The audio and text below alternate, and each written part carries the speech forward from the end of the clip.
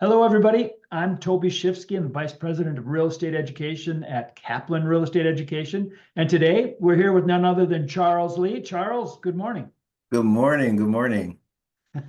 Charles is coming as our expert today in our Real Expert webinar. And it's going to be from trivia night to test day, fun and effective exam prep strategies. Charles, what if you had $1 for every student that says they're nervous about taking their state licensing exam? Would you still be working here? Probably not. Probably not. Yeah, as a lead instructor for North and South Carolina, I teach state-specific content as well as national content. So I am in touch with several students across several areas, and it's the one thing we all have in common is test nervousness. Test nervousness. Well, I can tell you guys, we're going to talk all about exam prep. We're going to talk about some of the products we have available. And then Charles is really going to get sort of heady, sort of smart about giving you some testing strategies on how to, even down to breaking down questions on how to understand the parts and pieces of a test question. And really what the exam provider is trying to do in the test questions and what's a fair question and what isn't a fair question. We get a lot of people all the time that say, you know what, I got hit with the questions, I got overwhelmed. So Charles, I think today we're going to be able to put some people at ease and help them be aware of some of the tools that we have available. But just so everybody knows who Charles is. Charles, you've been licensed in real estate since what, 2016, I think? Is that right? That's accurate. Yeah. Right. And Charles, you know what? He could be found coaching countless agents into success in their real estate careers. I know Charles has a passion and a love in launching and helping launch people's careers. Charles is also our trivia night primary host for our new trivia that we have every Friday night for our licensing students. We're going to talk a little bit about that too. But I can tell you this, Charles is integral to what we do at Kaplan. He's considered one of the foremost experts on our exam prep products and licensing, and is just a treat to work with. So you all are in for a treat, as Charles is going to give us kind of a lowdown on some exam prep strategies for all of you. All right, Charles, before we jump into it, I'd like to ask a poll question, if I could, of the crowd. So everybody, I want you to play along. Understand this.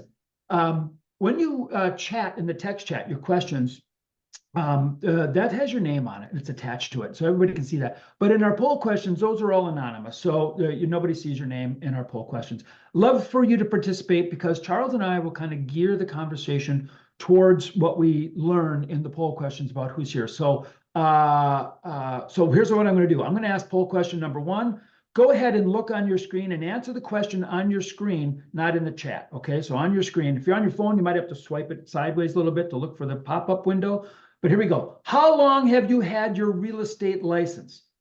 All right, everybody, you should see this on your screen. How long have you had your real estate license? Hey, I'm currently taking classes at Kaplan. How about that one? That's going to be a big one today. This is the hot topic for all those students.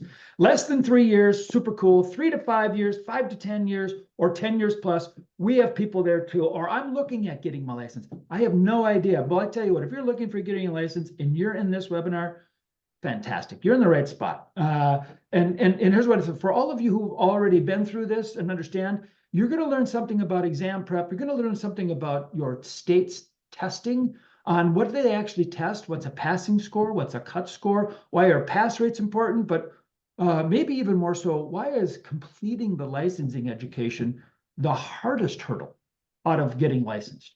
All right, we're going to cover all those things and more as we go on. I always share the polls, so let's do this. I'm going to go ahead and share. And just like we had expected, Charles, I got 74% of the people saying I'm taking classes at Kaplan right now. But we have somebody in every category. All right, then I got one last question for everybody, and I'm going to do this really quick. This will be our last poll question. I will ask you some more questions to answer in the chat as we go. But last poll question, everybody, and this kind of gets to the heart of it. There's some people who said they're taking their real estate licensing, which could mean you haven't actually passed your exam yet. You may have taken it, you may have failed. Would love to know that here. Once again, this is anonymous. Go ahead and answer this poll question real quick. And if it would come up on my screen, I could read it since I just put it up. But it's not up on my screen. So, but the cool question is basically this: where are you at? Have you already taken your license exam? Have you not? Have you passed? Have you not passed? Go ahead and answer that poll question. Can you all see the poll? Yeah, yeah. And Oh, an there. overwhelming percentage have not taken it yet. We have a large majority who have not. We have the folks who've passed on their first attempt. Great job. And Yeah. very few, we have a very small percentage, they haven't even made it yet. Got it. Got it. So let me do this. I finally popped up on my screen. Sometimes there's a little delay. And so I've just shared. Look at that. 85% not taking it up. Perfect. All right. But look at this. We do have 10% of the people that have not been able to pass it yet, which means you've taken it and you've experienced difficulty. Good news for you today, if that's you, you're going to find out kind of why that probably is. Because I can tell you, you're a smart person. You're here, you're coming to the education, but we're going to talk a little bit about how the state actually organizes their exams and what the difference is between a passing score and a state's cut rate. And we're going to do that in just a little bit. So bear with us. Let's go ahead and jump in. I tell you what, Charles, Yeah. why don't we start? I've got a series of questions for you, right? And maybe you could help. The biggest thing we find that people get a question of is, I got to pass my exam. I got to pass my exam. And like I told people before, the biggest hurdle you have in getting your state's real estate license is the education. I don't care what state you're in. I mean, Charles, how many hours is the licensing course in North Carolina? In North Carolina, a minimum of 75 hours. We like to use that word minimum. Yeah, minimum of 75 hours. Our largest state, I saw a couple of people from Texas. You got 6 30-hour courses. That's 180 hours of education to get through the licensing education in the state of Texas, right? 90 hours in Minnesota. You go right down the line. The shortest state, Massachusetts, 40 hours of licensing education, and Michigan, 40 hours. The lowest I know. That's still a lot of education. And you have to get by, of course, final exam, right? In order to complete that education. I can tell you right now, even on a 40-hour course, the hardest part of your licensing journey is completing the licensing education. That's it. So, Charles, how do you describe when people ask you, what's the difference between a course exam and a state licensing exam? What do you think the difference is? Yeah, I think it's really important to understand that the course exam comes first. You have to pass that first. And after you're successful on the course exam, you would move on to your state's licensing exam.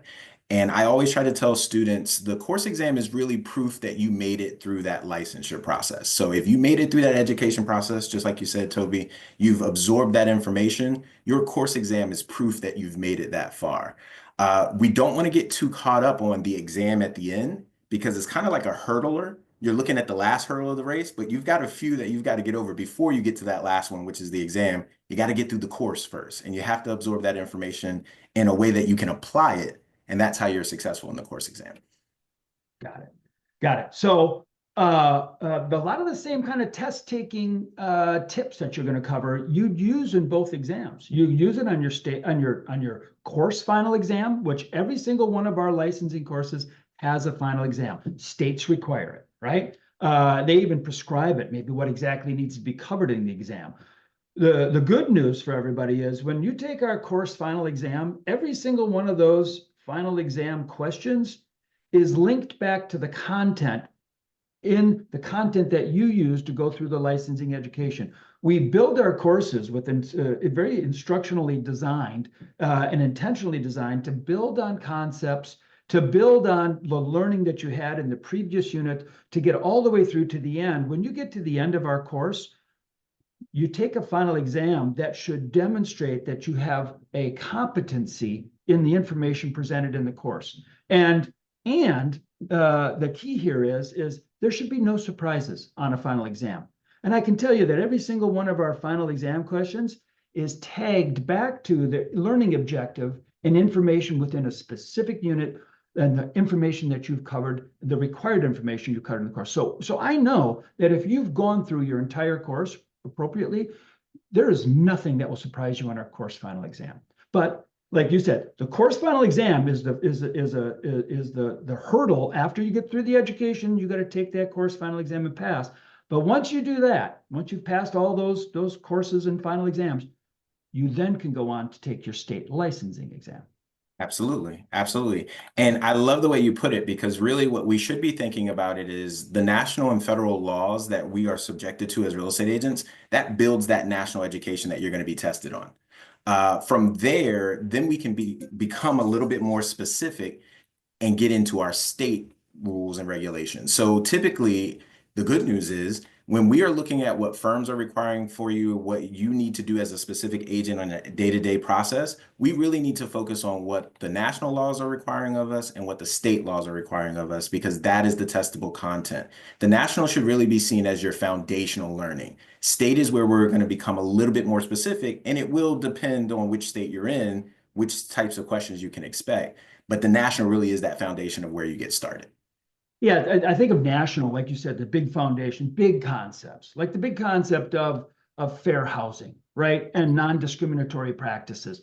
National federal laws kind of lay the foundation to that, and then our states. Each state it generally has some additional or other specifics for who's a protected classification for fair housing, and but the overall concept is really laid in the foundational piece within federal law.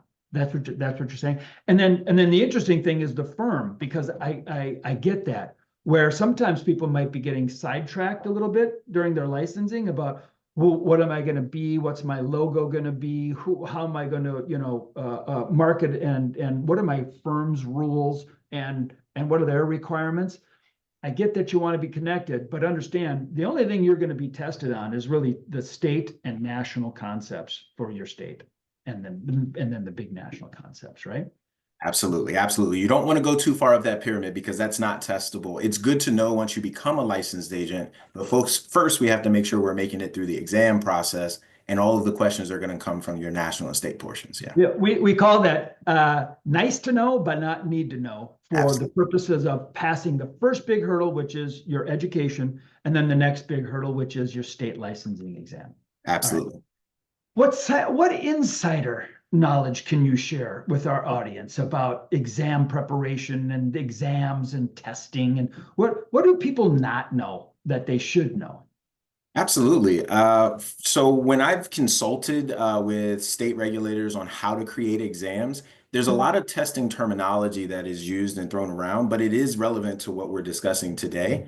Psychometrics is actually the study of examinations. It is the breaking down of a question to make sure it's fair, and it's actually testing what we're looking to test for in an exam for our candidates for licensure. Okay. So I brought you all an example so I can show you how an insider would view a test question. Here we have a test question. Which of the following is an example of real property? A car, a house, a potted plant, or a custom suit? I would hope for most of you all, some of you said you've already started your course. Some of you said you're considering real estate. I'm willing to bet most of you would find the correct answer on this, regardless of where you're at in your licensing education. Right. Dana says B, I hope. Right. Most folks can find that correct answer. And here is the problem that we have to make sure we're being aware of. This is what's called the stem at the top. Which of the following is an example of real property?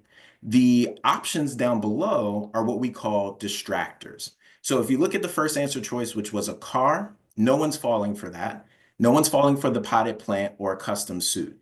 These distractors are not actually doing their job. The key or the answer to the question is house, and 100% of you all got that correct when you took a guess at that question. In the realm of psychometrics and in the realm of exam prep, this is what we would consider a bad question.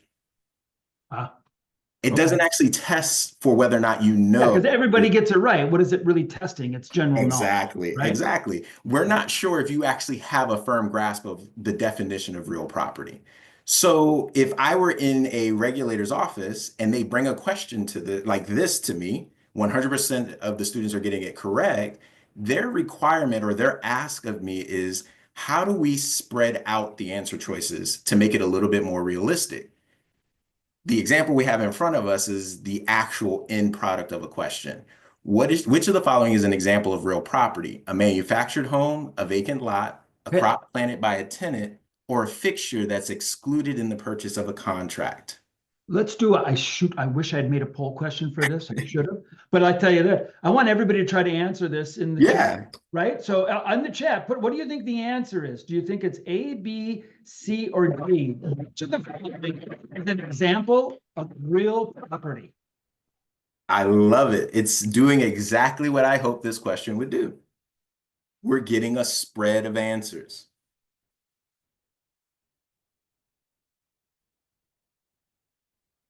And even so, even with everyone sort of seeing the answer choices in the chat, in a real world environment, you're sort of answering this by yourself on the screen. You're not really sure what everyone else is answering. So you can kind of see, even with everyone answering, there's a little bit of a disagreement happening here. I love how observant everybody is. Somebody said Toby's muted. I was. My dog is going nuts because somebody just knocked on my door. So sorry about that. All right. No So, worries. No worries. so let me just kind of refresh before we do the reveal here. So Charles covered a couple kind of really very specific and very technical things. I don't know if everybody knows what a psychometrician is, but that's a word that you should look up because this is an entire science about testing, right? And how do you separate people into groups is really what testing does. And in our case, in a real estate licensing exam, this is about testing and separating people into groups.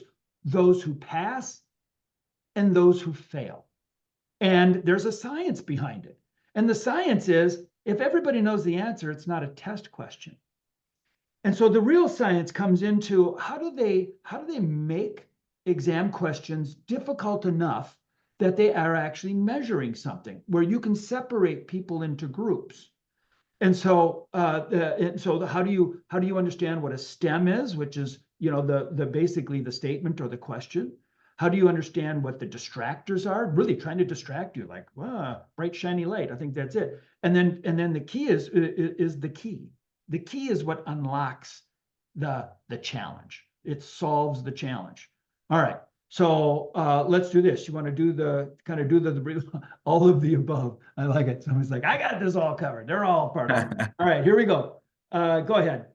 So yeah, we can do a little survey says, right? So Yeah. if we were looking at these answer choices, you could make an argument for everything that's in front of you. However, using the true term of real property and using the information we've learned in the course, there truly is only one answer to this, which would be a vacant lot. That would be the key in this particular question. The others serve as what we call distractors. A manufactured home is not automatically real property. It requires some more information before we can make the judgment that that is real property. Yeah, Crop it would have by to be tenant, affixed. It would have to be affixed to the land, right? I mean, it would have, exactly, exactly. We're yeah, missing information. we're missing information. Yeah, keep going. And a crop planted by a tenant, that keyword being a tenant. Crops planted by people who are renting the land belongs to the tenant. It's not real property. It's actually personal property. Got it. A fixture that's excluded in the purchase contract, that word excluded means we are contractually changing the definition of fixture from real property to personal property. Got it. And These so are the types of things that psychometricians do because we are now truly testing, do you know all the facets that goes into the definition of real property? Can you apply them to a situation?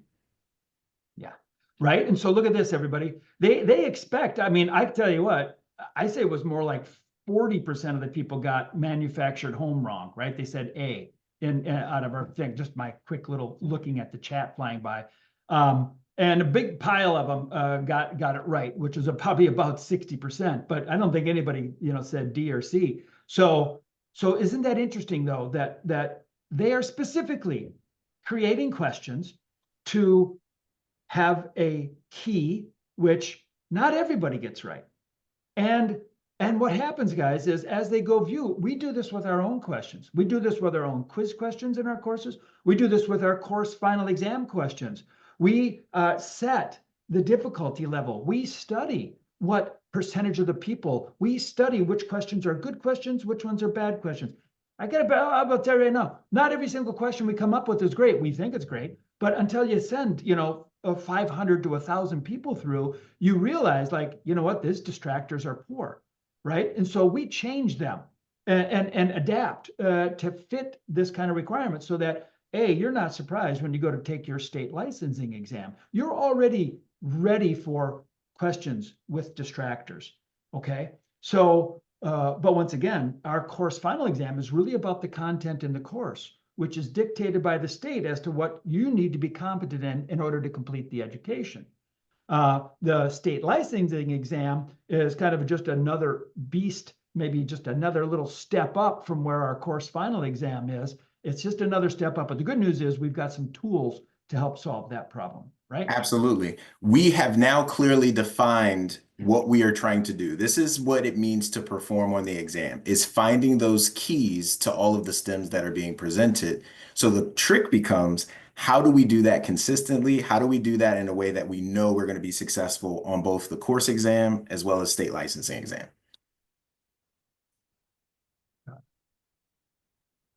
And for me, that answer is exam prep.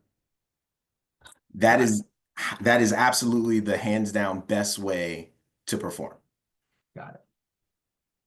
So let's take a look. Like, why should students attend national exam prep? So just so we're clear, at Kaplan, every student gets access to a national live online exam prep every other weekend, essentially every other weekend, unless there's a holiday or something. But nearly every other weekend, there is a national exam prep course, live online, in your live online learning hub, in your learning management system at Kaplan. Comes in your licensing package. Every single student is invited to it. So Charles, what is the power? Because I mean, we talked to everybody about the course, building concepts, right? Quizzing you along the way. You do all the steps. I promise you, you get to the final exam, there will be nothing on there that surprises you. You may still struggle with it, right? Which means you have to go back and study. There's also nothing that says you can't use these exam prep products to prepare for your course final exam either. There's nothing that says you can't do that. You can. But tell us, exam prep. People ask me all the time, what's your difference between because we have two exam prep products. We have exam prep and we have the QBanks, question banks. Q stands for questions. What's the difference between the two products and how would I use them differently? Because they're both powerful, powerful tools. Once again, we're Kaplan. We do exam prep. We've got this nailed, right? We got people like Charles all day long, right? Making sure we're covering the right topics, the right distractors, the right stems, right? The right wording, all vocabulary, everything. And so why should students attend exam prep? Yeah, well, the main thing is taking the course takes time. It's going to be spread out over days, weeks, months as you're collecting all of that knowledge. When you collect that knowledge, you're creating a baseline for working inside of real estate. What exam prep does is we highlight those things that are highly testable. We're going to point out how that knowledge will be useful to you on the exam. So we're not just going to cover concepts, that's what your course does. We're instead going to highlight those concepts that are testable and talk about how you can look for them on the exam. How can you be successful if they bring up different concepts on the exam? Yeah, I think it's right. I tell everybody, I said, listen, you have to learn the concepts that you go through your course on. But when it comes to getting ready for taking a high stakes exam, like your state licensing exam, first off, it costs money to take a state licensing exam. Now, most states will allow you to take the test a couple times at a minimum. Some states allow you to retake it as many times as you want, but every time it's going to cost you money. You don't want that. So our tools are prepared are made in order to prepare you for taking that exam. And the exam prep, I call it the greatest review, kind of laser focused review of the testing concepts that you need to know for your state licensing exam. It's like I said, a laser focused review of that content, but it is a review. It's not about teaching you concepts for the first time. You get that in the course, but this is about review and what's more important, because there's a lot of stuff in the course. And so we boiled it down to literally, just a couple of hours or several hours of information that can help get you to a point. But we also have some tools in there to really kind of let you know where you stand, because when you take our on-demand exam prep, you start with a pretest, which is like a state simulated exam. Oh, look at this. Charles is going to show us. So you're going to take a pretest that gives you an exact, almost mimic of what you can expect. when you go to take your state licensing exam. If you have a national and state portion, or if it's a combined exam, the exam prep will be able to help you with that. And one of the things we do, though, is there's a diagnostic tool in there. Charles, tell us about the power of the exam prep product that everybody should know. Because I got to tell you guys, we do tutoring, we do these live online sessions. We talk to people who struggle. I'm so glad we have hundreds of people on here right now, Charles. You will never struggle with this. Since you're here listening to this video, these tools are already in your learning management system with the rest of your courses. All of this is there. And you don't have to do it alone. We offer, like I said, live online every other weekend for exam prep. We offer daily live learn sessions where you can still come and ask your questions, but they're all topic driven.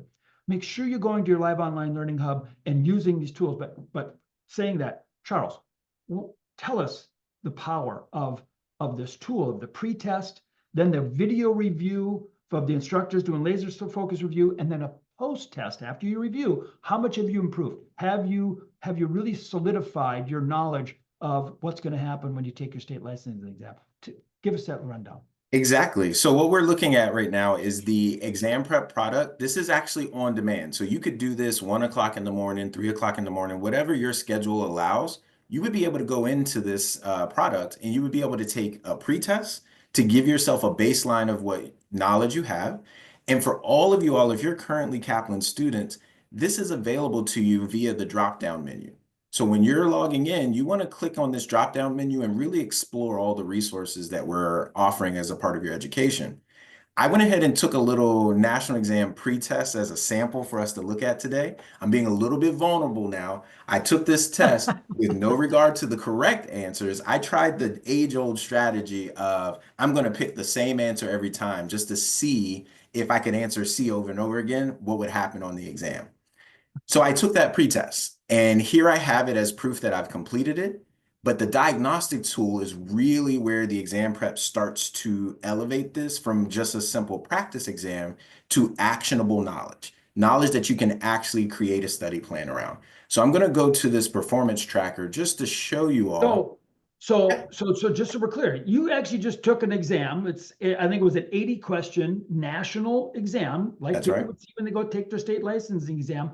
All the topic areas that you have to have, right? All the different topic areas required by law, they're all there. And you just took a practice exam. You did the old, hey, I'm just going to answer B or I'm just going to answer C, which look at this, 26 point, almost 25%. You'd think on a 4-question, multiple choice, that's exactly what you would get. So now take us through, because everybody, these results are powerful. This is where you find out what you know and what you don't know in your preparation for taking your state licensing exam. This is your diagnostic in your home, private. Nobody has to see you got a 26.25% like Charles did. You don't have to see that. But this will tell you not only what you know, but more importantly, kind of what you don't know. Absolutely. Absolutely. I think so many people get fixated on that final score, but there is way more information on this screen than simply how I performed on this one test. Some other things that it's letting me know is, first off, I have a topic by topic breakdown of what I tested on.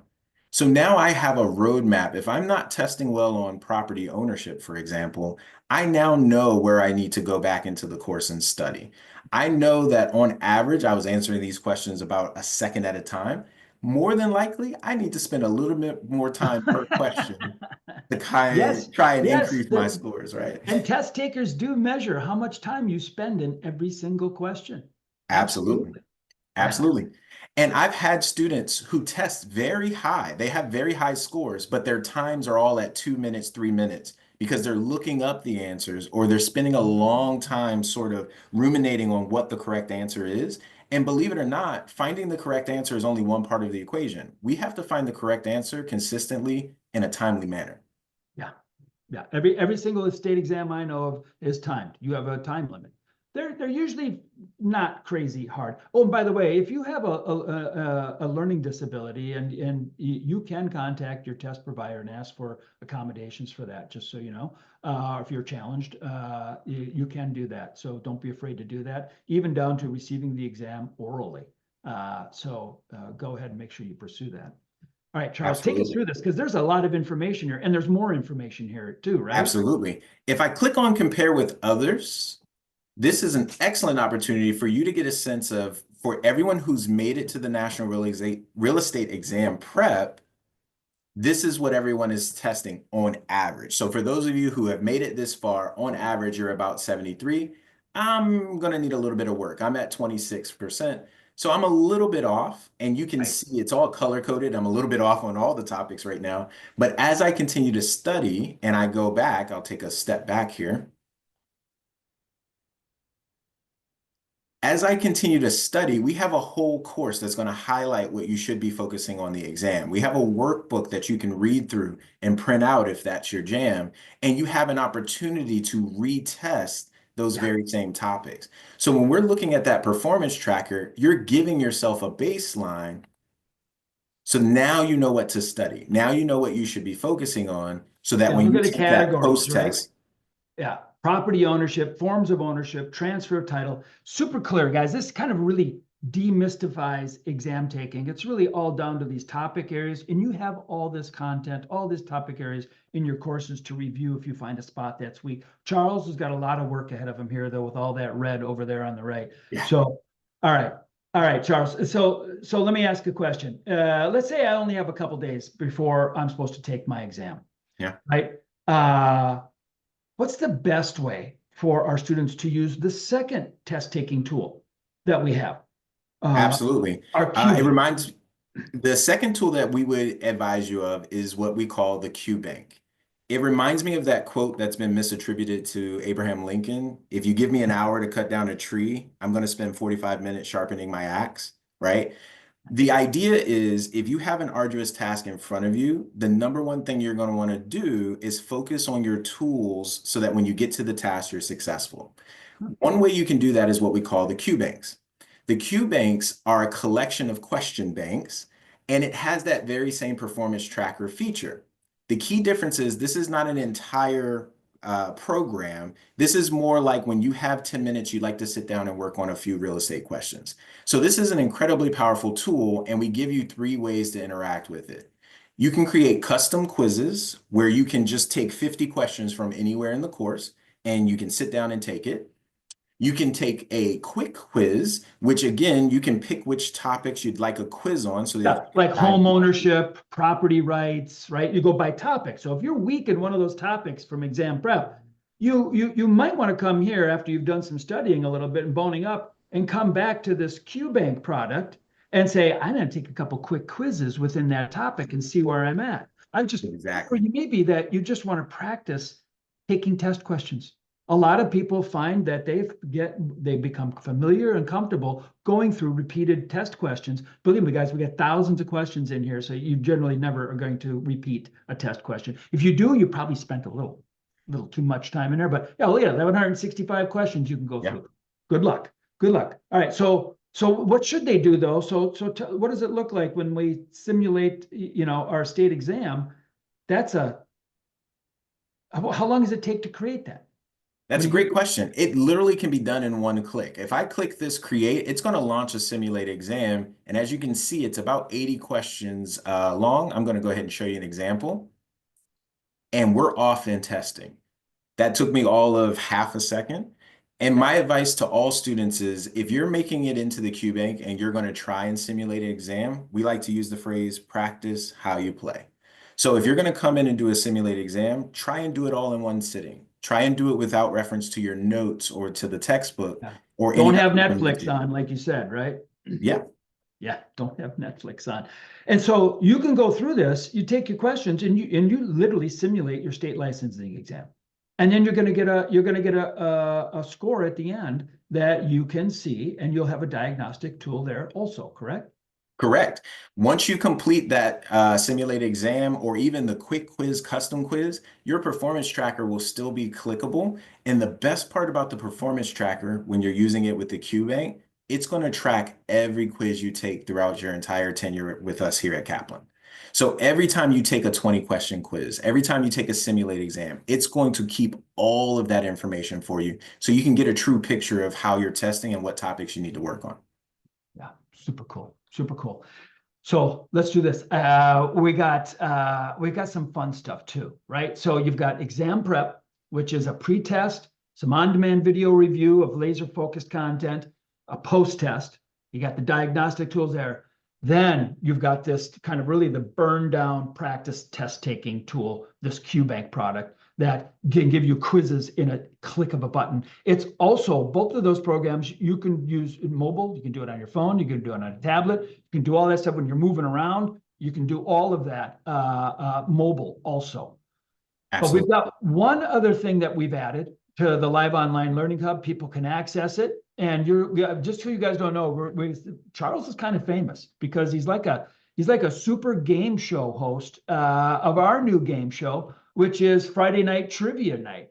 Charles, what is going on Friday nights? I'm hearing people hooting and hollering. I'm seeing gifts and prizes going out the door. $100 for first place gifts at the Kaplan merchandise store. What's happening? How can you have fun when you're studying? When these are high It stakes? sounds like they don't go together, right? I know. But the focus of Trivia Night really is in order to learn real estate, the best analogy I can give you is it's kind of like learning a foreign language. And if you're going to learn a foreign language, you don't learn the language by simply reading a law book in French. You're going to learn the language through immersion. You're going to learn the language through application. So when we're doing trivia nights, that's what we're doing. Even though we're having fun and we're having a live quiz where our participants actually can win cash prizes to our merchandise store, we're immersed in that content. We're using it in the real world. We're not just reading the definition of real property. I'm presenting four potential answers, three of them distractors and one of them a key, so that we can practice identifying those in real time. You only have 30 seconds. So it really is a competition. And I And love do you students get driving more, do competition. you get higher points the faster you answer too? Absolutely. The faster you answer, the more right in a row you get bonus points for that. And we can see that happen on the leaderboard in real time. So it's a fun time and it's led by the students. I just have the privilege to guide everybody's fun on that night. Yeah. So if you've ever played trivia, you've gone to a location or establishment and they do trivia and everybody kind of competes.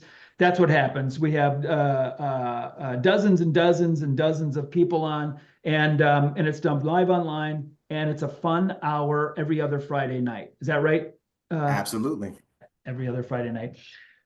Let me ask you this. We're just about ready to wrap up. I got one really big nugget I promised everybody. I want to give them at the end, and it has to do with the difference between a pass rate and a cut score. But let me ask you, Charles, if you had one piece of advice to give students who are preparing for their state licensing exam, what would it be? Mm. I would say, and I tell students this all the time, this exam is not a test of intellectual ability. This No. exam is a test specifically of content. How well have you internalized the content and you can apply it in that one specific instance? You can have a very high IQ, you can have very many degrees, but that does not guarantee your success on the exam if you can't tie that question to the specific state law or the specific national law that they're asking about. It's simply not designed that way. It's not a test of how intelligent you are, it's about the application of the content. Got it. Perfect. And I can tell you this, one of the biggest uh, confusion points for people, and we get this all the time. Some of you who are active students now are thinking about being students. Yeah, one of the questions we always get from students from the very beginning is, before they even like buy their education with us, is what's your pass rate? And so, because for some reason it's in their head from whatever they've read or seen in marketing that a pass rate for a school, meaning what percentage of your students pass on their first attempt when they take their state licensing exam? A lot of people feel that that's the most important question, and really it's because it's an easy target, right? Like, well, what's your pass rate?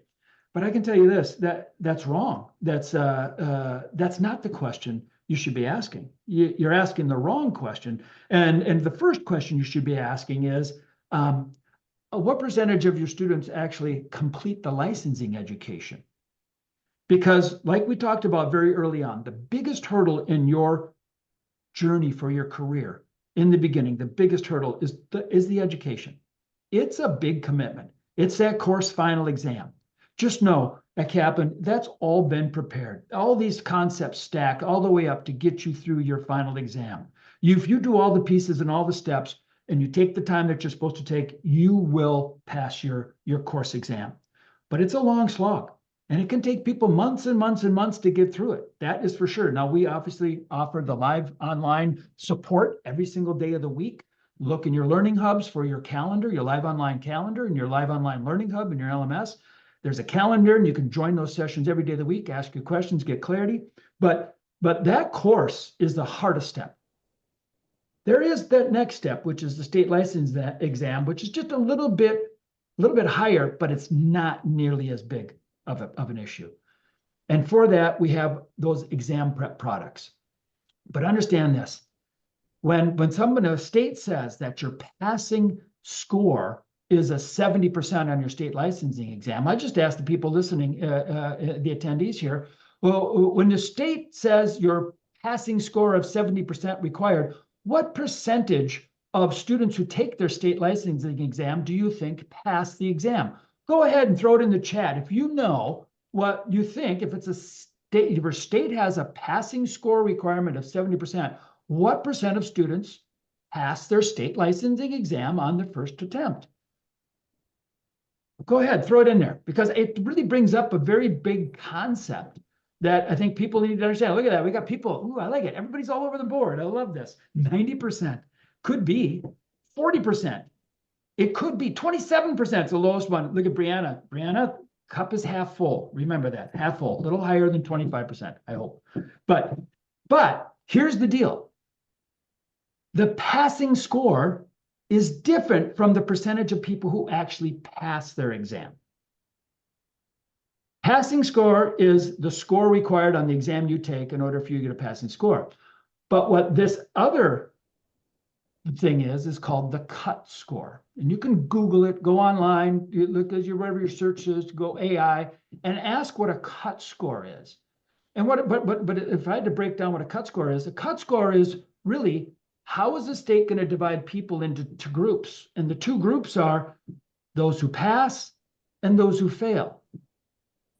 And that cut score is set at a different rate almost all the time than what the passing score is for an exam. And what I mean by that is some states' cut scores are below 40%. A lot of states' cut scores are between 40 and 50%. What they mean by that is, what percent of the people taking the exam do they want to pass, to separate those groups? And this is where they work with those psychometricians like Charles talked about, which is, how difficult are the questions? If too high a percentage of people are passing the exam and it's above their cut score, what do you think they do to the distractors? They make them a little more difficult. They might change the STEM questions. They will rotate questions in and out of the exams regularly. So lots of times people will come to us and say, I saw an exam question I've never seen before. That could happen. That could happen because they are rotating new questions in, and they don't tell us when they rotate new questions in. They'll tell us when they change the testing outline. So yes, we learn too, but what you got to know is we have people like Charles, we have people like an entire content department, we have psychometricians looking for this, and we update regularly in order to sit that. So understand, a cut score in some states I know to be well below 40%. In other states, the cut scores can be high, around 70, 75, 76%. And I know that because in some states, we have a high enough market share where we are essentially the market. And what happens is, when you understand that a state adjusts that cut rate and they want to have a certain percentage pass and a certain fail, when you do enough, if you did all 100% of the students, your pass rate for your school is going to be right at the cut rate because that's how they've designed the test. So once again, what's your pass rate is a fine question, but really it should be, what's your completion rate for the people who are going through it? What are you doing to help people to complete their education, to get to the point where they actually take their state licensing exam? Because here's the last little nugget. Almost everybody, and I mean almost everybody, over 90% of the people who take their state licensing exam and fail the first time, take it again. And a large percentage of those people pass. And I'll tell you what, So it's over 90% who retake, and it's over 80% for those who will take it a third time. And what they do is they go back and they refine. And we've got the tools to help you refine your studying. I see some people throwing in the chat, oh, I looked at this exam prep program over here and there. I tell you what, you don't have to go anywhere for exam prep. Kaplan has it all. It's in your materials. Look for it. Find Charles live online doing learn sessions and exam prep, right? These tools are here for you. Don't dismiss them. Charles, what would you give? Any closing words for everybody? Yeah, I would say, just like you said, the tools are there. So if you're interested in learning more, one of the things that successful students who've made it to the end of the course and who have been successful in that course exam, one of the things that they have in common is that they have taken full use of the resources available to them. So that QBank that we were talking about earlier, there's a QR code right here explaining how you can get into the community to watch a video on how to break that down, right? We also have our real estate accelerator, which is an excellent way to answer some of those firm questions. Maybe not necessarily testable concepts, but that's more about you are now having your license, you're now ready to become successful in real estate. We also answer those questions as well. Got it. Shameless self-plug, I do help facilitate our buyer agency professional course. So we have a bi-weekly meeting where I actually lead accountability, goal setting, and how do we raise the expectation of being a buyer's agent from basic level service to brilliant service that brings clients back over and over again. Cool. Awesome. All right. Well, thank you, Charles. Thanks for being here. Thank you, everybody, for participating. Granted, I'm certain you've all have learned something about our exam prep products, learned something about psychometricians and exam philosophy. And we wish you nothing but the best of luck. Once again, we are here. Reach out, come to live sessions, get your questions answered. No, just because you do it online doesn't mean you have to do it alone. Thank you, everybody.